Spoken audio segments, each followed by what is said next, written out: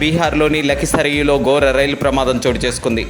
Patna Jharkhand passenger ట్రైన్లో మంటలు చెలరేగడంతో పలు బోగీలు పూర్తిగా కాలిపోయాయి.